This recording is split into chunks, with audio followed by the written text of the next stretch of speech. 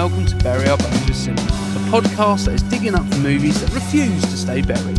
I'm joined once again by the woman who literally has no other choice, the stunning Hannah Etherington. In today's episode, we poke some fun at the world of horror movies with 2000's Scary Movie. So join us as we wonder how Officer Doofy passed the sheriff's exam, spend far too much time getting high, and finally make sure we never talk about what we did last Halloween. This podcast contains spoilers. Scary Movie from 2000 is perhaps, particularly for horror movies, like the pinnacle of horror movie parodies. Mm-hmm. Watching it back last night in 2026 with a new one on the horizon, I did pick out quite a few problematic themes, shall we say. Yeah. And so it really made me wonder how they're going to do the new one coming out. Like, we're recording this on the 23rd of May and the new one comes out on the 5th of June.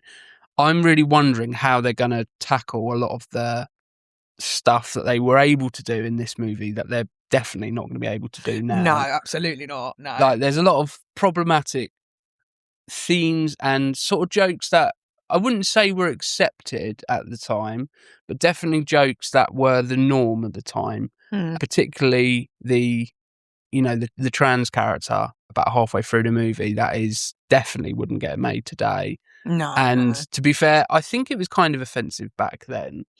Yeah, no, I can understand that as you say that, and it was a very different time, sort of late 90s into the early 2000s, and you could get away with a lot more than you could now. Rightly or wrongly, you could get away with it. Yeah, absolutely. Having said that, that isn't all this movie is. Like, there is a lot more than just offensive jokes and, jokes at minorities, at people with protected characteristics. There's a lot here. And one of the things that I've always loved about Scary Movie is it kind of sits with two different audiences. So you've got the audience that are just looking to have some fun, just want to watch a funny movie, and it's funny for those reasons. But then you've also got the audience where they will have seen the films that it parodies, they will have seen a fuck ton of horror movies, and they will get further jokes and they will get further references.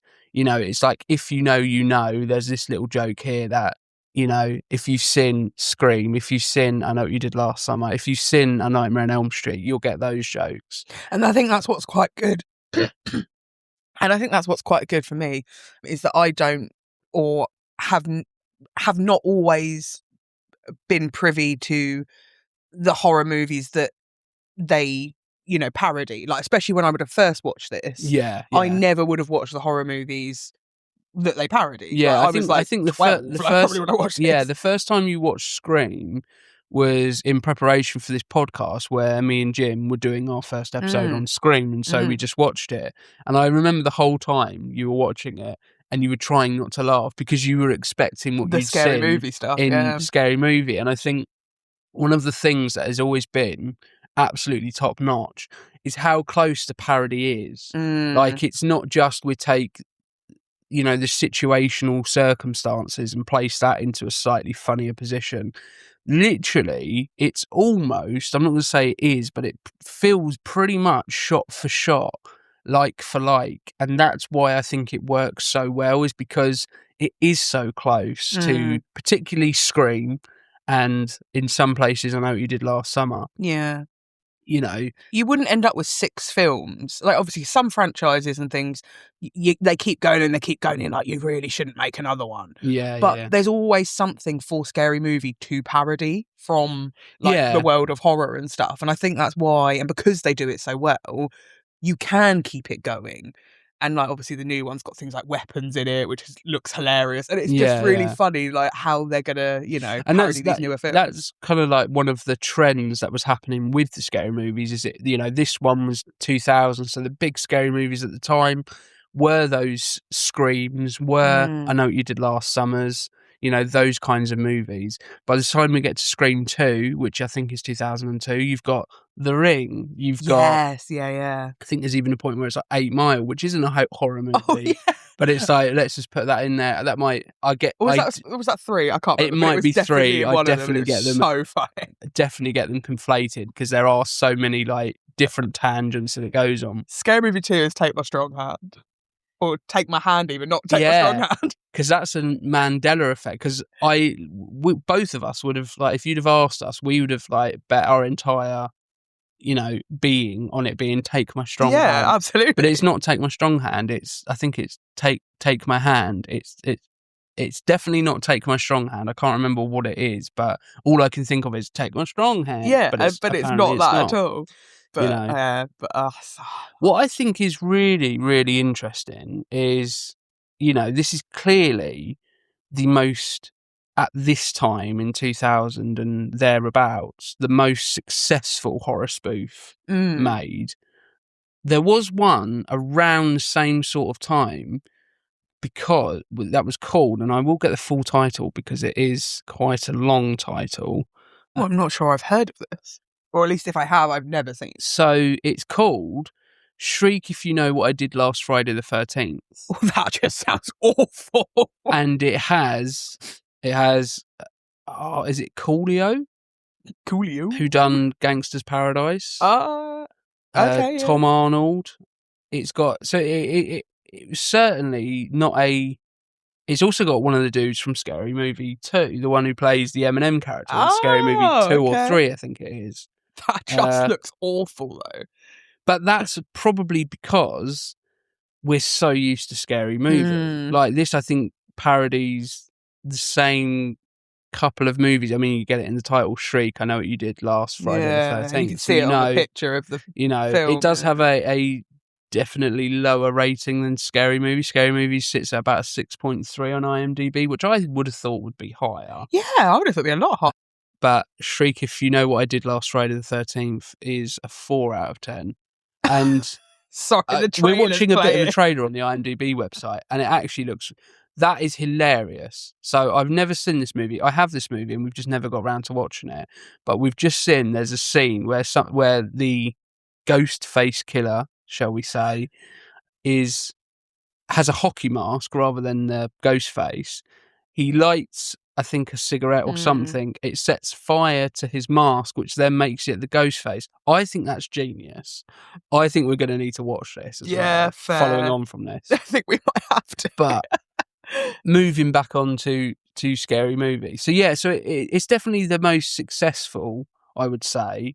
It kind of made a little bit like Scream did, because in the 90s when Scream came out, everybody was kind of a bit bored of the horror genre, certainly in mainstream circles, whereby you'd had a fuck ton of Friday the 13th, you'd had a load of Halloweens, and they were all a bit pants by that point. And Scream came along and was very self-referential. It was very meta at a time where things weren't meta.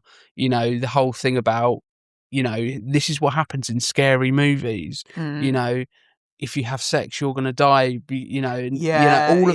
All of those genre trends and those things that you expect in a horror movie were referenced in Scream, which is why I think it makes such a good base point for a parody, because it's already picking out the things that people would criticize horror movies for. Yeah, and they play on the not the silliness of it, because yes, there is an element of when you're in a horror film, it's like, don't run because you're going to fall over and probably break your leg, and then you'll get killed.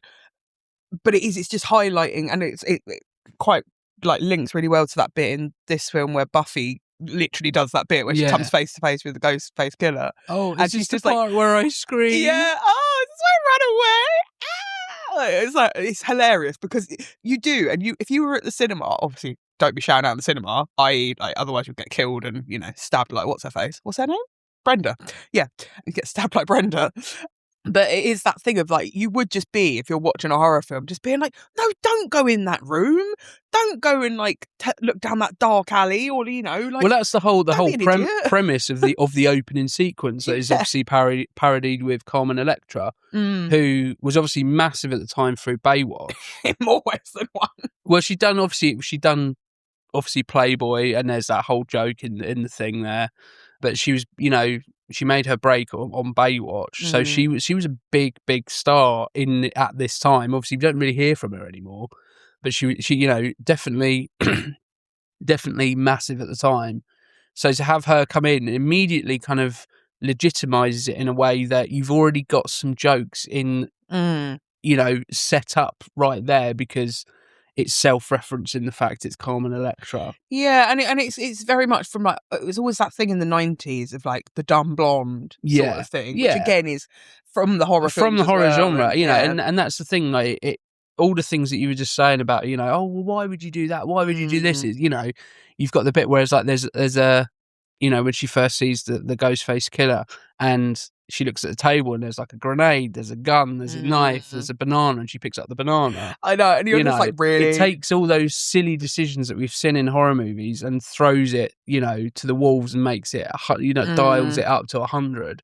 And then it gets to the point where it's like safety, death, and she goes the way of death, Even things that aren't really played that much for laughs, but are still very much in keeping, is when she first goes out of the house and she just then pulls off to the side and stands up against the window. We've seen that in horror films all the time where it's like, why would you stop? Why would you not just run away? No, exactly. Like, just keep running. Like, I don't understand. And it uses that to its advantage, and... It's the bit where Shorty gets interviewed and he's just like, run, bitch, run. Yeah. And it's like, well, yeah, you would do that. It's just like, bloody run. Why Absolutely. Stop. Like, and it's almost funny because he's so obviously high off his face, but he's almost like the voice of reason in a way. Yeah. I would say he's probably the only character who gets a bit grating. Like, really? I love Shorty. By the end of the movie, I'm quite happy that the movie's coming to an end because he's quite grating. It's a little bit too much. Oh. Fair play to like fully committing to the character. Yeah. But I find him a little bit grating. Like, I find some of the jokes from the other characters that are a little bit more subtle, which is a word I didn't think I'd use. No, for scary movie. For scary movie. But, so, it even parodies movies that aren't horrors as well. Like, so the end, let's go straight to the end where we find out Officer Doofy is the mastermind behind the whole thing. Yeah, spoiler alert if you've never seen it, which if you haven't. He's 26 years old, like, just, come out from under that rock. So when we find out he's the one, that scene where you see him walking and you see him go from like a limp to a normal walk, that's directly referencing The Usual Suspects with Kaiser Soze. So, and you won't know that because not, no. you don't know films. You don't know films, as you just said. But is there a reason I'm tied up to do this podcast? I'm joking. Yeah, I'm not tied up to do this podcast. There is a reason because you have no other choice. Exactly. We've already been through this. I'm like, I need you to do it. 5 years ago when you put a ring on it, it's like, oh no. Yeah, it is in the contract, I will say. Exactly, you will do podcast episodes with me, and preferably if you could enjoy them. I do. That is an optional extra. I'm not a very good talker, but I do enjoy them. You might not enjoy me. You are a good talker, just not for the reasons you might think. Some of the stuff you come out with sometimes, as our listeners will probably. I'm not very intellectual, like you and your other. Well, I'm not. I'm not very intellectual. No, but you're much better. Like you and your other people that you do this with are very much, film vods. I like the way you say my other people, as if like I keep them in the cupboard somewhere. Let me get one of my people out. My podcast people. Yeah, I'm sure Simon, Gaz, James, Jim, and Tom. And yourself. Appreciate being referred to as one of my other people. It's how like Dr. Evil. That's how it makes it sound. Like I've got like stroking a cat. Like I've just got a conveyor belt of different people I do podcasts with. Well, that is very true, though. You do have some people that are wanting to come on your podcast, so well, it is a bit of a conveyor belt. Well, what can I say? We aim to please on the podcast, but I think we have diverted slightly. I digress. But yeah, so it parodies movies that aren't even horrors. We've got The Usual Suspects. We have. I've literally gone blank now, which is really, really helpful. Matrix. Yes, sorry, The Matrix, which actually... the one who doesn't know films is knowing the films. Yeah. Do you know what's also hilarious? As we're doing this, I usually have my iPad or my laptop up to have some notes so I've got something to fall back on. I was literally looking at the words, The Matrix, and I went, I can't think what film it is. And you went, The Matrix, and I was like, oh yeah, that's it. It's almost like I was reading your mind. Did I have the red pill or the blue pill? Have we swap brains? My mind is actually kind of being blown that you're able to make Matrix references and not be prompted to make Matrix references. I at least know that. I know he's called. I was gonna call him something really wrong there. Go on. I was gonna call him Neo, and I realised he's Nemo, isn't he? No, he is Neo. Oh, he's Neo. Nemo is a fucking fish, mate, and nobody can find the fucker. Like, what the Matrix would be very different with Nemo. Yeah, either Captain Nemo or a clownfish named Nemo. If Lawrence Fishburne going, where the fuck is Nemo? For fuck's sake, he's the chosen one. I can't find him. Also, I don't know why he's from the south of England, but there you go.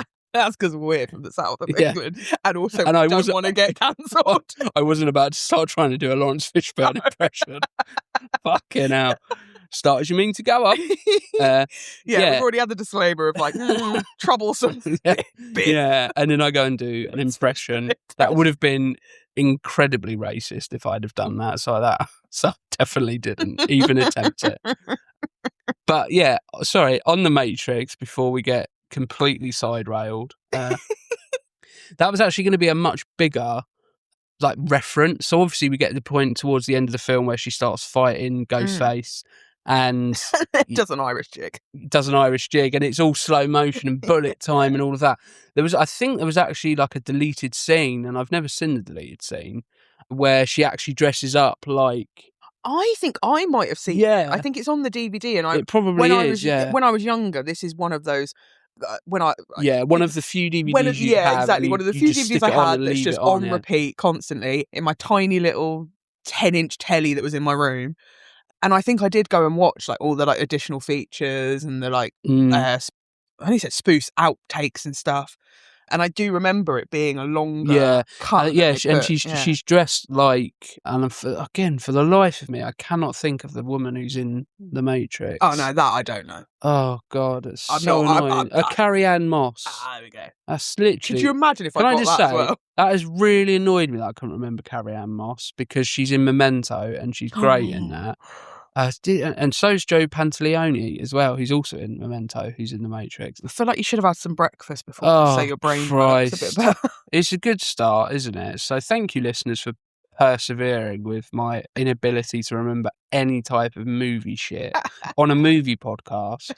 It's going well. It's been a long week. So yeah, she was originally supposed to be dressed in the leather get-up like Carrie-Anne Moss, and it was supposed to be a much further drawn-out sequence. I think they made the right choice, because there is a tendency with any kind of horror spoof, or actually not any horror spoof, but any comedy, there's always that point where a joke has gone on too long. Yes. You know, like I'm thinking of Austin Powers with the where he's telling, what's his name? Dr. Evil's telling, can't think of Seth Green's character's name. Scotty, don't. Scotty. When he's telling him not to talk, I will just talk over you, and then he just, and it's funny for like the first 3 or 4 times, but it gets to the point where it doesn't quite do it in that, almost to the point where it's like, okay, we need to move on now, and comedies have a danger to do that, where they just harbour a point a little bit too far. Yeah. And if they'd have done that with the Matrix sequences, especially if you've still got the Irish jig in there, if you've got the bullet time and him, essentially bending completely at a right angle from the knee. Yeah. It just didn't. It just needed to be a nod. It didn't. It didn't need any crazy long sequence. It was funny enough as a nod. Exactly. So it kind of. So some of the other movies that it references as well. Obviously, we've got Scream, which is the big two in this. With I Know What You Did Last Summer. It is basically Scream. If you know what I did last Halloween, is the general. Theme of the. We've got the Blair Witch Project. We have that amazing scene, which. It's so, and I will say this about any movie that scary movie parodies in any of the movies, even towards the latter stages where it was getting a bit tired, it wasn't quite as, the jokes weren't quite as original, and the parody was getting a little bit, as a genre anyway, was getting a little bit too far. If you go back and watch the Blair Witch Project, it's so hard to not expect that scene where you can just see the the lead's face, and you can see kind of right up the nose. And it's kind of the thing that everybody would have been thinking when they first watched the Blair Witch Project. If they could take themselves out of being scared, it would have been, oh, see up somebody's nose. Yeah, like, and they that's a decide, really oh, well, horrible let's play on that thing, and then you just get all this snot coming out of the so face. funny. And it's hilarious. But yeah, as I said earlier, when you go back and watch Scream, you found it very difficult to watch Scream and not find it funny. Yeah. Same if you go back and watch I Know What You Did Last Summer. Like, there's numerous points where Anna Faris stands in the middle of an area and starts spinning around going, what do you want? Yeah. And, screaming to the sky. That literally happens exactly like that. And I Know What You Did Last Summer. And the reference that I think we're, funnily enough, just coming up with, where they're like, oh, if we were in a horror movie, I'd probably be cast by, Jennifer Huge Tits. Jennifer Love Huge Tits. That has literally just come up right as we've said that. That is directly referencing the fact that Jennifer Love Hewitt is playing her character in I Know What You Did Last Summer, and is the one who spins around going, what do you want from me? I didn't even realise that. That's brilliant. Yeah, but that's what I mean. Like, you find that funny because it's funny on its own. Yeah. I find that funny because it's referencing I Know What You Did Last Summer. Yeah, and that's true. what I think the beauty of this film, why it works and why people do keep returning to it, because it doesn't just have to be for horror fans and horror nerds going, oh, I know what they're referencing now, blah, blah, blah, blah, blah. And what we also found when we rewatched it before this is I was noticing things that I'd never seen before. And there's also something on that truck as well, which I've just noticed as well, that says something like, you're dead, I'm something like that. You're dead, I'm rich. Oh, yeah, because that's the program. That's their program. Yeah. Gail Hailstorm. Yeah. But yeah, there's like, what was the So the first thing, called? when Buffy first turns up to Anna Faris and Brenda's character, or Brenda is the character, I can't think of what Anna Faris's character's called. When they first turn up in the school, there's a coroner's van. They walk. That's from Scary Movie 2, and that may be, I think, our favourite line from all the Scary Movies is, Sydney, the TV's leaking. It is hilarious because... Or make way for Fanny. Fanny's coming through. Make way for Fanny. What movie is that? Scary Movie 2, with the man with the Oh, yeah. Oh, it's for me. My germs. That one. It's just when it's handing out the mashed potatoes. Oh, yeah.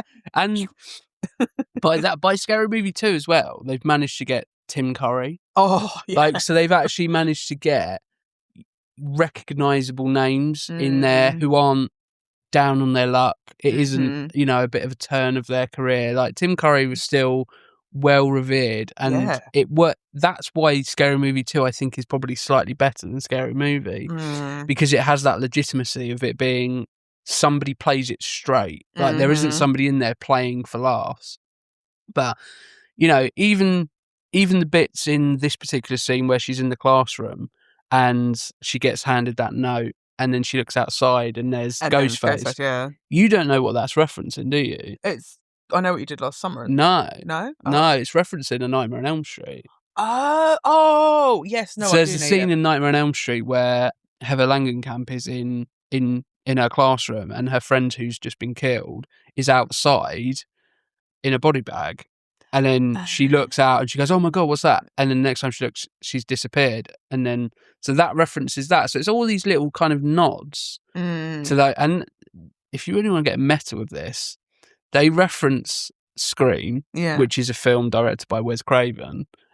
And that film references A Nightmare on Elm Street, which was directed by Wes Craven. So you've got a movie that's referencing a movie directed by somebody who's referencing a movie directed by himself. And it's just like, oh, wow, that blows my mind. Exactly. So many layers. So many I feel layers. like this is from something as well. Like the bit where they're on the picnic. I feel like it is. It might be something like 10 Things I Hate About You, maybe? Yeah. Or is that or is it this? American Beauty? Oh, I don't know. No, I don't think it's American Beauty, but it probably is. It might even be like When Harry Met Sally or something. I mean, it feels like a scene that we've seen thousands of times in rom-coms anyway. Yeah, where, absolutely. Rose-tinted glasses and picnics and things like that.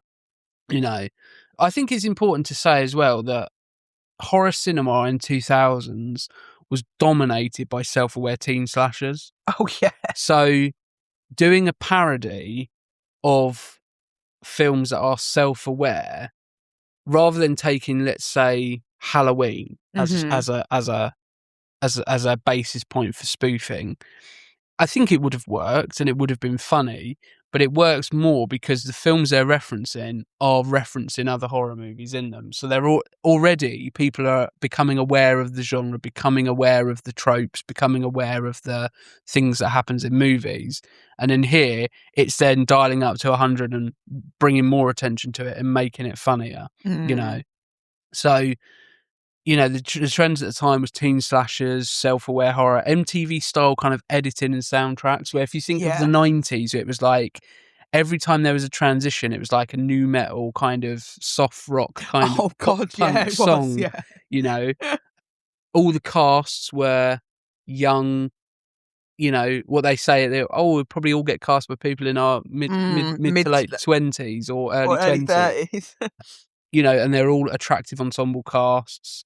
A lot of high concept kind of horror premises. You know, studio horror became mainstream again. So that's what I was saying earlier, where early 90s, certainly before Scream in 96, horror was it's always been a bit of the run to the litter, horror movies, where it's like nobody really considers it a great art form other than people who are fans of horror. Yeah. You don't see how horror movies win a lot of Oscars. No. You know, because it's always seems like a lesser genre. And it had become mainstream again, where people were, you know, you could make a lot of money making a horror movie, you know, and Scream kind of pretty much became that. I think it was one of the first movies of the 90s to really sort of like be incredibly successful at the box office. Yeah, no. And not just because it was made on a relatively low budget, but because it was just successful, you know. And I think it's that sort of time and era where, like, obviously you go to films nowadays, but not so much now do people go on like first dates to films as such anymore. Whereas then it was like, you know, that was one of the things that we said in our Scream episode, is that Scream made horror movies first dates again. Yeah, absolutely. Like, yeah. At that point, it was only like, if you, not that I was around in the early 90s to really have an awareness of this, but like if you'd have taken a prospective girlfriend, boyfriend, or partner to a horror movie in the early 90s, you'd have to know they were into horror. Yeah. Because it'd be like, why the hell are we going to see this movie? You know? Because either one of two things. It took itself quite seriously. Yeah. And then Scream came along and was like, oh, this is actually just a fun movie. Like, it's scary. It's also quite funny. Yeah. It's just, you know, it was appealing to what was missing in horror and made it mainstream. And I think Scary Movie made horror movie parodies mainstream. So after this, you got 4 more Scary Movies, and now we're getting a 6th one in 2026. Yes, yeah. You also had Not Another Teen Movie. Oh yeah. You also had a epic movie, superhero movie. Yeah. You know, all of these. Oh well, we've parodied this genre. Let's now parody this genre. Yeah, let's just parody, you know, like films in general. You know, rather than just horror films. And for the most part, to, you know, ever decreasing circles to a lesser degree, because a lot of them were quite bad. Yeah. You know, there may be bits and bobs in there where you're going, that's actually quite funny. Like superhero movie, I love it. It's got Christopher McDonald in there, and he plays like the William Dafoe Green Goblin character in that. I don't think I've ever seen Epic Movie. That's not Epic Movie. It's superhero. Sorry, superhero movie. It would help if you listen. But there we go.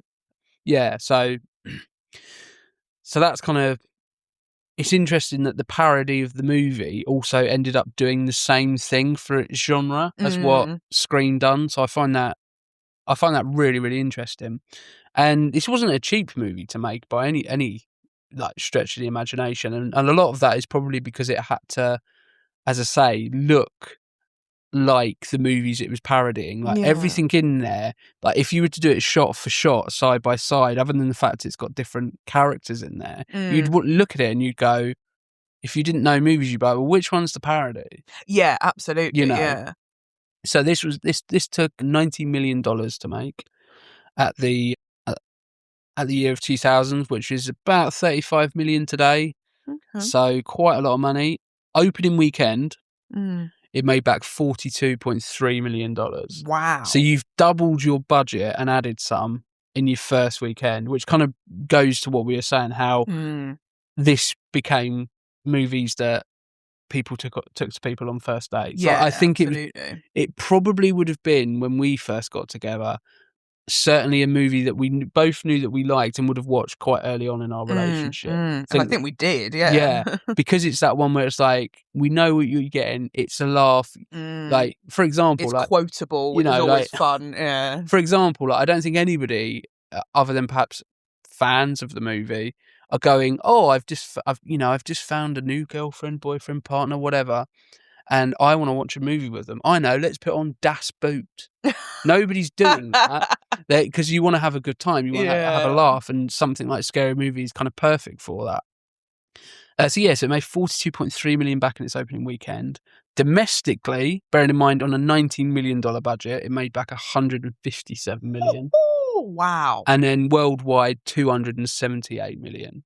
Well, you can see why it continued then, because absolutely, if they hadn't already a green light at a sequel, it was like, after that, quick, wouldn't you? we need to get another one out, sharpish, and possibly to its detriment. And I think, as you say, second one, third one, from what I remember, I think by the fifth, that's when by the fourth one. So I think it's interesting because I always find you can tell a lot about how successful movies are based on how they're released onto home video or DVD, or I still call it home video. Home video, like as if it's like 1985. How it's released onto media. So, for example, I've got them all, but there's a box set on Blu-ray. Bearing in mind, all of the movies were out by the time Blu-rays were being produced. There isn't, in this country anyway, in the UK, there isn't a box set of 1 to 5. Is there not? Which I would have thought there would be. There's a box set of 1 to 3. Right. And then you have to get Scary Movie 4 and 5 separately. Oh, okay. And I think that might be a publisher situation. Oh, did it change from being like Miramax to... Yeah, so this is else? Dimension Movies, which is close. It's one in the same. Yeah. Dimension Movies and Miramax is kind of the same, really. Unfortunately, run by the Weinstein brothers. So less said about that, the better. Yeah, so I'm wondering if there's a publisher issue or a studio releasing. But either way, it's kind of indicative of the fact that Scary Movie 1 to 3 are all pretty good and pretty consistent. By the time you get to Scary Movie 4 and Scary Movie 5, it's a bit like, okay, what are we doing here? It's also, I think from our side of things as well, it's like, you know, it's a good film depending on how quotable it is. Yeah. Like, if you can remember bits from it and quote them in your day-to-day life, then you know it's a good film. Yeah, which happens all the time, you know, for us. So no one else, just us. Well, I think for a lot of people, because there is so much in here. There's so many one-liners, and there is so many, like, even at rehearsals the other day, there's a bit in the thing that we were supposed to do where we're supposed to salute. And so initially I just immediately just jumped into saluting, going, "Oh, the doofy," like that, like just without even thinking about it. It's not like a conscious thing; it's just something that you come out with. You know? And do you know what the worst thing is? Is so like the age range at your rehearsals, you've got like us that are like 30s to sort of 50s who will know this film, but there is a possibility that there is some 17, 18, 19 to maybe about 25-year-olds that maybe have never seen this film and would be like, what are you doing? Yeah. And that is kind of depressing. But I think with Scary Movie particularly, I think it's a movie that will, I mean, we talk about it with, you know, like, the classics like Jaws, you know, like Gone with the Wind, and all of these movies where you would expect it to be handed down from generations to generations. Like, what was it? What? Not White Christmas. Is it White Christmas? The one everyone always watches. It's a Wonderful Life. It's a Wonderful Life. Things like that. Yeah. I think the same will be for Scary Movie, because I think there comes a point where everybody is seeing a horror movie. Even people who aren't into horror movies have seen a horror movie and will already kind of know the tropes. And so even if, as I say, even if you're not in the camp of knowing what they're parodying or knowing exactly what they're doing and why they're doing it, you'll watch this and still find it funny because it is just funny. Yeah, and I think from our sort of over here, like obviously Halloween, the holiday is not as big over here as it is in like America. I don't know if it's very big in Canada, but definitely America. It's not as big over here. But I can always remember going into a local supermarket near Halloween and seeing a Ghostface mask. Yeah. I didn't know what it was from. I didn't know. I'd never seen the film. You're aware but of it. It's an image that stays in your mind. It's one of those, from a young age. it's one of those things a bit like the Jason Voorhees mask. It's just kind of there in pop culture that you don't necessarily need to know. Interestingly, we revealed this on our Scream episode. So if you haven't listened to that, go back and listen to that because that's a great episode as well. But how they found the ghost face, it wasn't like something they designed. Oh, right. It was actually something they found. Excuse me. It was something they found in a local dress-up store. No way. In like middle America. They picked up and was like, that is absolutely perfect. Had a look at like the manufacturer of it, and it wasn't copyrighted. Wow. So then they basically done that, copyrighted it, and then it became what it is. So somewhere poor person. there is a person who designed a mask for a Halloween store or a dress-up store, or what we call it over here is a fancy dress store. I don't know if that's what they call it in America. It feels very English to call it a fancy dress store. Over there, you've just got shops that are literally like Spirit Halloween, and that's like a shop that you get anything and everything Halloween Fair in. enough, yeah. Or Party City, that's another one. There you go. Your knowledge of American Halloween stores. Exactly. At least I think you can get stuff in Party City, I'm guessing so. Yeah. So we, somewhere somebody's designed this great looking like Halloween mask, and then must just turn on the TV one day and screams on and be like, what the fuck? I designed that, and doesn't get any credit for it. Must be the most, like, that is shocking. Like, that's so bad for whoever that was. Yeah.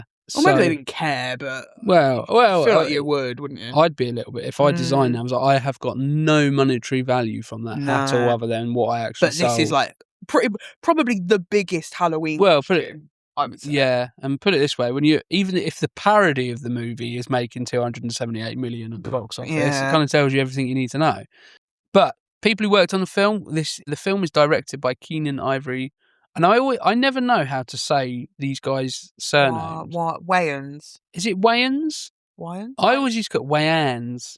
So if you do know, let us know. Email us at our email how to say this name. I could probably Google it, but I think it is Wayans. I haven't.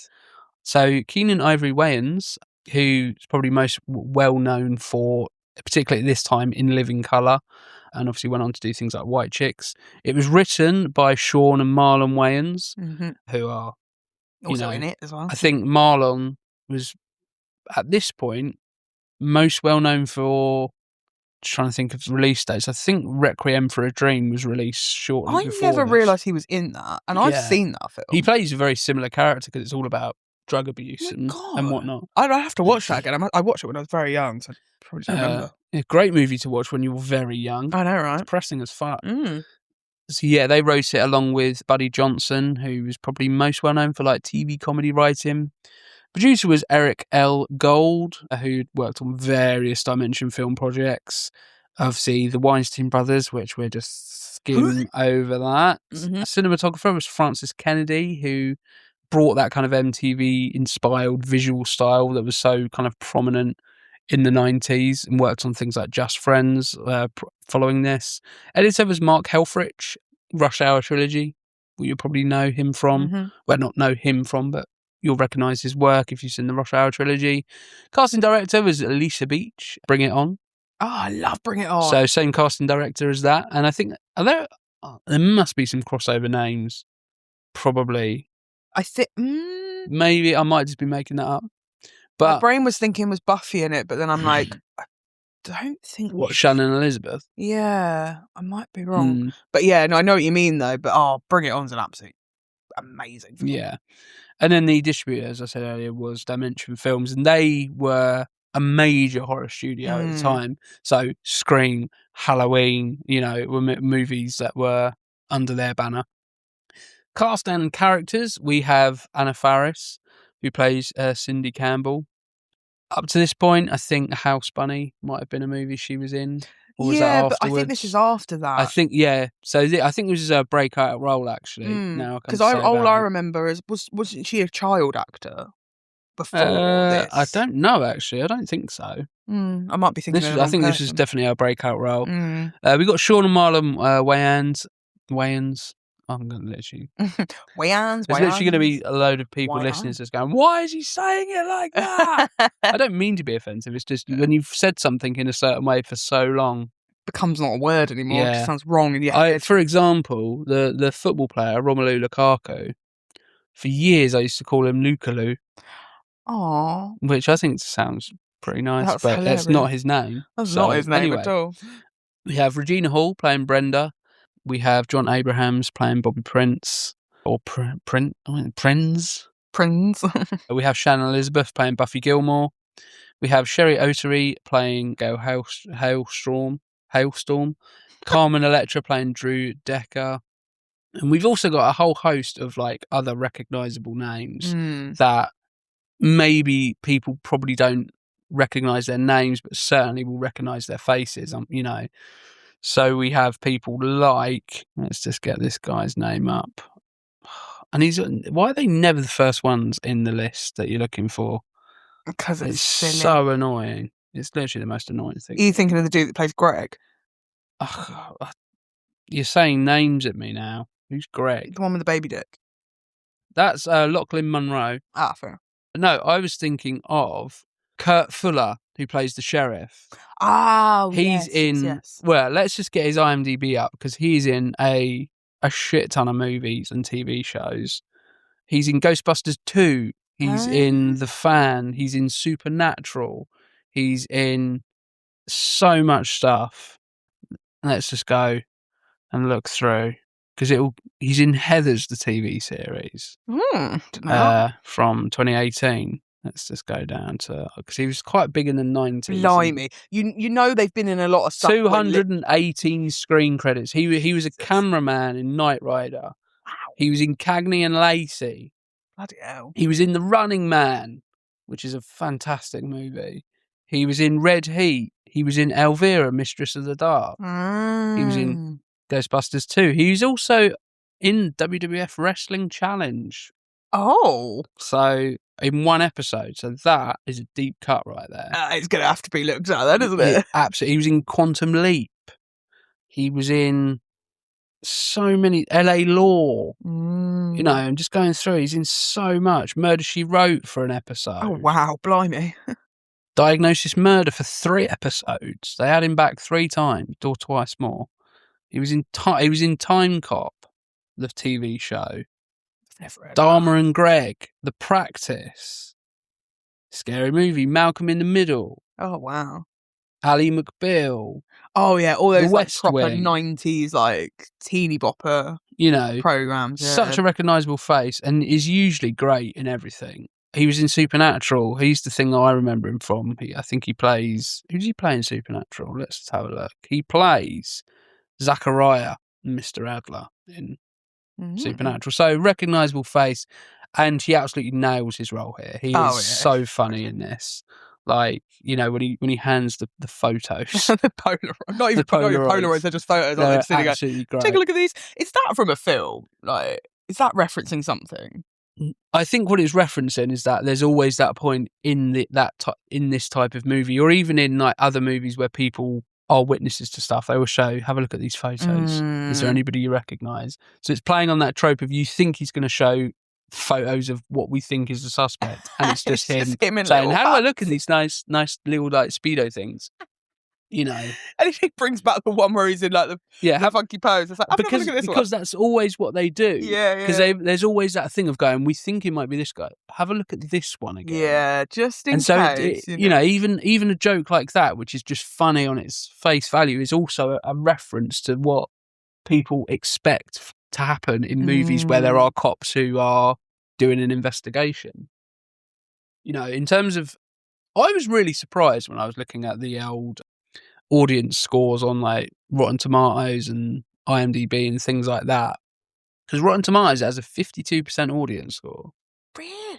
So that's quite. I thought low. Everybody loved Scary Movie, but based on scores, not that means anything necessarily. No, but that's only people that have actually gone on there and rated it, isn't it? And I always find it's a little bit like if you like if you go and leave a review for anything, usually it's because it's either amazing and you want people to know about it, or it's shocking and you want people to know about it. You want to have a rant about it. Nobody goes and leaves a review because it's all right. Yeah, no, because nobody cares enough for it for that sort of situation. But I thought people love this a lot more. So Rotten Tomatoes 52% audience score. Metacritic was 48 out of 100. Wow. Cinema score B, IMDb 6.3. So I would definitely have said this would have been in the 7s. Like if you want a horror spoof, or if you want any kind of spoof, if you're looking for spoofs, I would say this comes 3rd in my list. You got Naked Gun, you've got Airplane, and you've got Scary Movie. Yeah. Very, very similar type of movies. I would say probably. Well, actually, this is fairly slapstick in places. Oh, yeah. But the bit when she goes running and it's just like, she's going to run away from Bobby, and she's like, Well, that's what when we were watching it last night, before it happened, I started like motioning how she runs, because you just remember those bits, But yeah, so it definitely, what's his name's? Is there sorry, I'm just noticing things. Why is there like bondage on Miss Mann's wall? Again, I think it's probably because of the prejudices of the time when it comes to trans characters, in the 2000s. I this is the only sort of character I think is really, really I do find it a little bit offensive because it is. I was saying to you before we started recording, the problem I have with that, and obviously people of the trans community will have their own problems with it for various reasons, but the problem I have is that we're not laughing because the character is funny. We're laughing at the fact that they're a trans person. That's why we're laughing. They're called Miss Mann, and it's there isn't anything that they're doing that is funny on its own. No, if anything, I think possibly they're the worst actor in the film. Well, it's because they're not an actor. I don't think. I think they were just somebody who was very well known as being a trans person in the public eye. So, I find sometimes when there's characters who are from, protected characteristics or from minorities and things like that, the characters that work despite them potentially being offensive is when they're funny, not because they're, trans, gay, black, or whatever it may be. They're not funny because of that. We're not laughing at them because of those elements. We're laughing at them because they're funny individual of that, or that, whereas I just find that character, it's like we're just laughing at the fact that this person is trans, and I don't actually find it that funny. No, it's not, and as you say, it's not. And I think that's kind of the problem of, how are they going to tackle, because a lot of this movie is quite offensive. Even if you take, I always never remember which Wayans brother it is. I think it's Marlon who plays. I'm sorry, no, it's Sean, isn't it, who plays Ray? Yeah, even that is borderline, making some generalizations and stereotypes, and I think it slightly gets away with it more, but it's definitely on that cusp. So I'm really interested to see how they tackle that. I think there is that one joke in the trailer where she makes a comment about how she identifies. Oh, yes, there is, isn't there? Yeah. And it felt very much like we've had to put that in there. Yeah.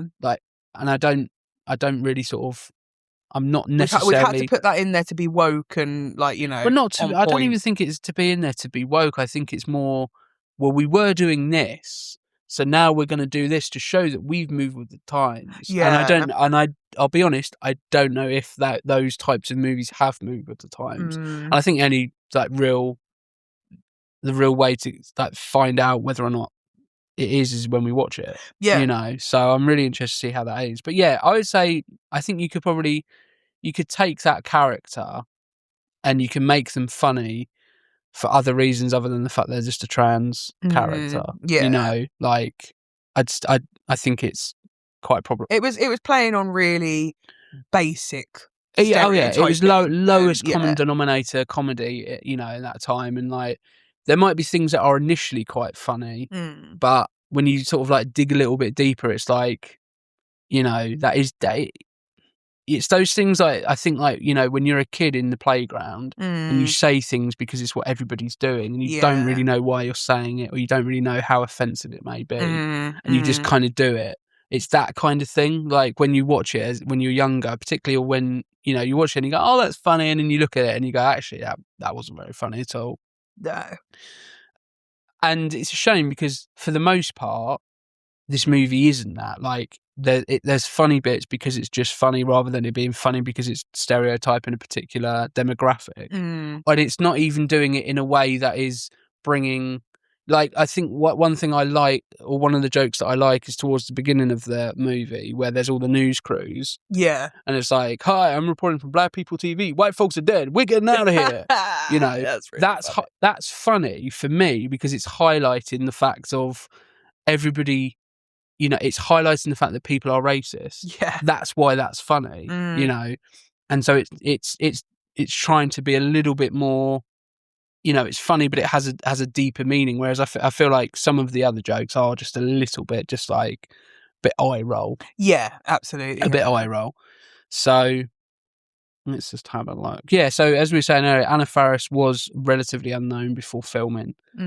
Apparently, Regina Hall was asked to improvise a lot of her scenes, and I feel like this is a movie that probably would have had a lot of improvisation. I think, particularly from the Wayans brothers, because, you know, they come from that improvisation, or from that TV comedy, sketch comedy. You know, they're particularly in the 90s, they were massive. You know, those. I always get, because you've got there's quite a few of them. So you've got Sean and Michael, which is two in this movie. You've also then got Keenan, who's the director, who is the guy who plays the man on the boat in the movie thing. When they do Amistad 2. Amistad 2. You know, he's Keenan. And then you've got, and I always forget the guy's name, the one from My Wife and Kids, the one who's in The Last Boy Scout. I will get his name. Bear with me, caller. Please hold. Damon. There we go. So there's 4 of them. Now, are they all brothers? I think they're all brothers. They might be. Some might be cousins. I don't know. Yeah. But yeah, so they were in the 90s. That family was quite big, you know. It's a little bit like the Hemsworth brothers now. Yeah, agreed. Yeah, they're kind of everywhere. So I think that brings us on quite nicely to further watching. So if you like this movie, you may like this movie.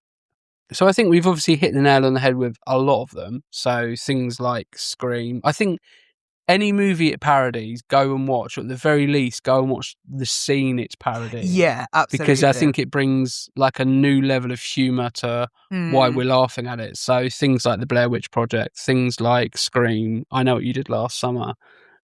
I'd imagine someone's probably made that as like a compilation on YouTube or something. Yeah, there probably is.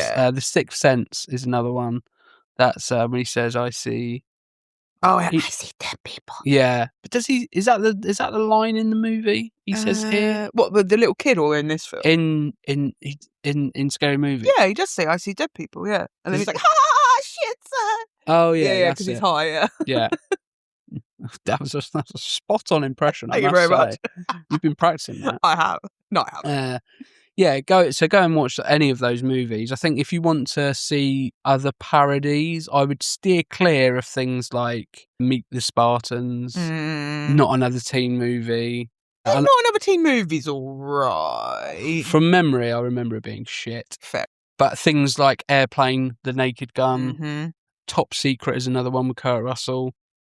Those kinds of movies. One that Gaz has mentioned numerous times called Repossessed, which is a spoof of The Exorcist, which I have ordered. Ooh. And also, I can't work out if the dude who's whipping Keenan Ivory things in Amistad 2 trailer, if that's Kevin James. Who's Kevin James? King of Queens. It's lost on me. I have no idea what you're on about. How can you not know who Kevin James is? I haven't got a clue. You do know who he is. You're a daddy. That dude, Kevin James. I don't think it is. There's a point where I look at it and go, I think I would have thought he'd be too young. What do you mean too young? To have been in this at the time, because that dude looks quite old in this. If he was born in 1965, so he'd have been in his 30s. Oh, maybe then. when basically at the same time he was filming King of Queens. I think the thing that's making me go, no, it ain't, because he wasn't bald at the time. No. He's bald now, but he wasn't bald at the time. It just looks a little bit like Kevin James. If you do know if it is Kevin James, let me know. Yeah. Write in, let us know. You know, things like, so Airplane, Naked Gun, Top Secret, if you want to look at other movie parodies. I think if you want to go to other horror comedies, Shaun of the Dead, I think is one of the pinnacles of British comedy horror. Comedy horror? That's a completely new genre. Comedy horror. Comedy horror. Shaun of the Dead is the pinnacle of that. I think one that Shakespeare in Love. Sorry. It's so funny. That is the problem when you do an episode on Scary Movie, is that you don't want it to just turn into just an hour and a bit of people just doing quotes. Otherwise they just go and watch the movie themselves. So one that I remember us watching and you didn't like, and it's not really a comedy, it's more just a self-aware horror satire, is Cabin in the Woods. Yeah, but no, I must admit, I didn't like it the first time around, but I think we did watch it again, and I appreciated what it was. I think that is very much what Scream was for the 90s. That's why it kind of worked. I really liked it, because it was like, it's taken all those things that we know about horror movies and flipping it on its head. Like the bit where when somebody says we need to split up, it's like, don't split up. Yeah, but in that it makes sense, because you get there's a gas that gets sprayed to make them do it, and people are controlling what these so it makes a bit more sense. Spoiler alert. But again, that movie has been out for 15 years. So other recommendations are, there's one that I've not seen and I need to see, but I'm going to recommend it anyway because I've heard good things, and it's called Behind the Mask: The Rise of Leslie Vernon. Ooh. And it's a spoof mockumentary where the documentaries follow a serial killer. Oh, okay. And it's like they're quite open about the fact he's a serial killer. Ooh. And I've never seen it, but apparently it's quite funny and quite a ingenuitive take on the mockumentary or the found footage genre. So I would recommend that as well. Is there any that are jumping out at you that you would recommend that I haven't already mentioned? Bearing in mind you're not so good with the movie. No, and I think this is definitely more your, sort of neck of the woods of knowing what to recommend. But I think just and horror films in general are just great. Like, obviously there are some that are not as great, but there are just really good horror films, and I would sort of say. Well, I'll put you on the spot now. Then. Oh God, what is your favourite horror movie? Oh no, oh jeez. And there is no judgment here. But the problem is though, is it a horror? Well, the fact that you're saying that implies it might not be. No, let's go for it. Because just say it. No, I don't. The problem is I don't really know. I don't know. I don't think I actually. You had a film in mind because you were thinking. No, I don't actually think I did have a. Say it. No, I don't. My mind has gone blank. I didn't. After all these years that we've been together, I can't believe you don't have a favourite horror movie. No, well. I'm not pushing you to say a particular movie at all. No, I can't. Just so you know, I can't think of one, and I think maybe possibly I prefer these ones that are like parody ones versus the originals, and maybe that's awful for me to say, but I don't know. I quite like the tongue in cheekness. Well, maybe not favourite one, but what's one that you remember being quite good then? What was that one we watched in cinema in London that had Jonathan Groff in? Oh, that is Knock at the Cabin. Yeah, I like that. That was good. It was all right. With Batista in as well and Rupert Grint. Yeah, I think that's probably why I liked it. Batista and Rupert Grint in it. Oh, I can't think what else there was. Obviously, Weapons was great. Yeah, Weapons was great. I liked Women in Black. Yeah, but again, I remember watching that with you in the cinema when it first came out. And the bit where they turn the sink on and nothing comes out of the tap and then it spurts out.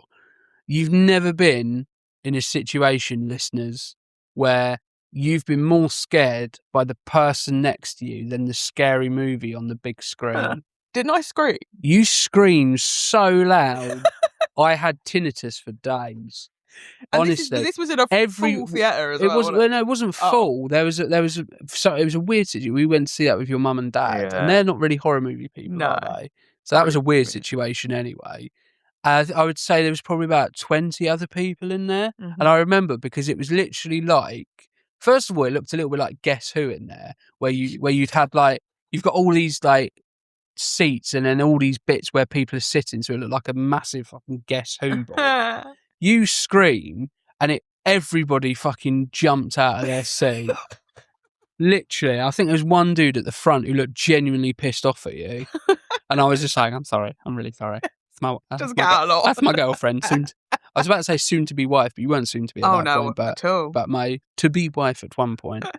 Yeah, but Women in Black was great. And obviously the stage show of that was great as well. Yeah, that was really good. I would love to see, like, saying this, obviously it's not, I don't think it's going to Broadway yet, but they've just done a Paranormal Activity stage show and I'm so intrigued by it. Yeah. I would really like to see that. Yeah. So that could be interesting. And again, I quite like those jump scare films in a way, because you know what's coming and you do watch it with like your hands over your eyes. See, I hate jump scares. Yeah, no, I think not the greatest with mine. Well, I always remember as a kid, a bit random, but like I didn't like big loud noises, so like fireworks.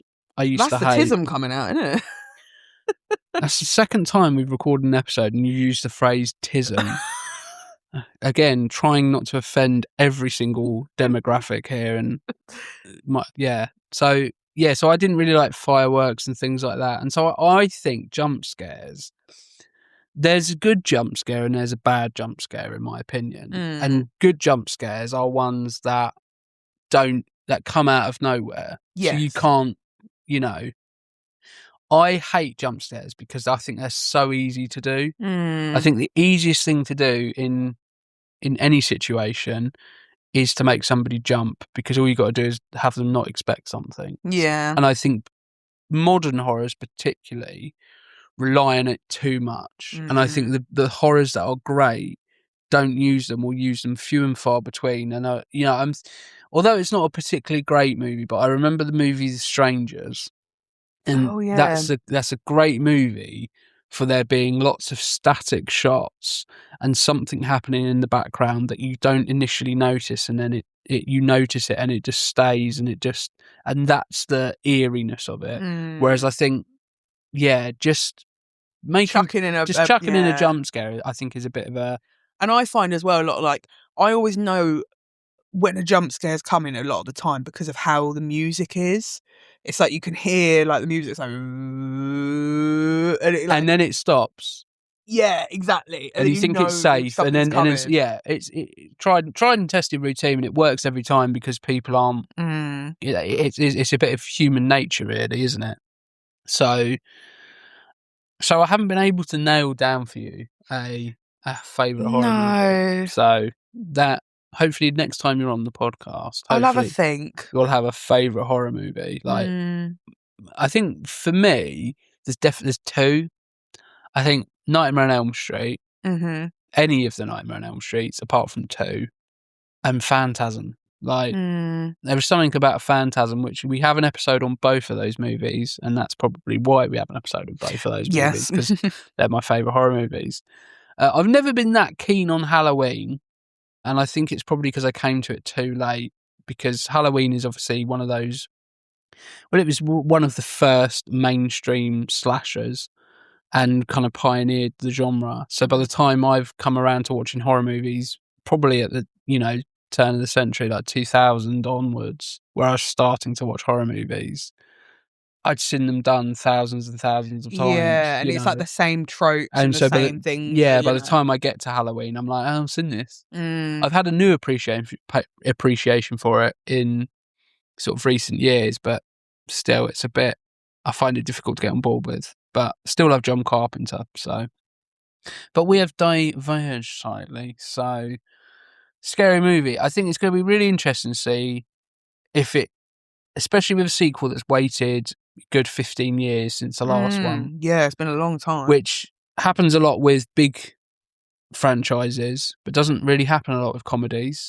So it's going to be really interesting to see what they do with Scary Movie and how funny it is and how much they rely on certain types of comedy Well, there's already a lot of people that are in the trailer that come back from previous films. Yeah, Like Doofy's there, the Yeah. Take My Hand man's there. Yeah. So it's going to be interesting. That is going to be interesting, and hopefully it lives up to what we kind of want it to be, which is a just a fun night out. Yeah, So let's hopefully have some fun with Scary Movie 6. So that's been another episode. We hope you've enjoyed listening to us rattle on. If you have any questions, recommendations, or general thoughts, you can send them to buryourboneswith@gmail.com, and we will try to give you a shout out on the podcast.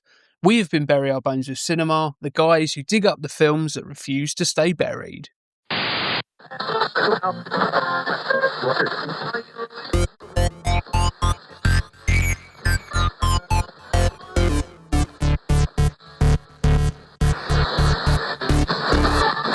And it will be a one-button job.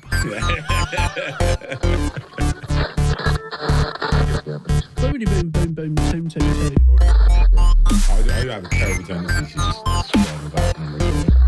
But if you're talking, when we're doing it, I still find it slightly distracting. It's a bit weird, but I think it's a bit weird, but I suppose... maybe if you listen to it back, see if it sounds... I was like, I'm going to have to stop it. Because you listen to it back, Good job I observed that well, wasn't it?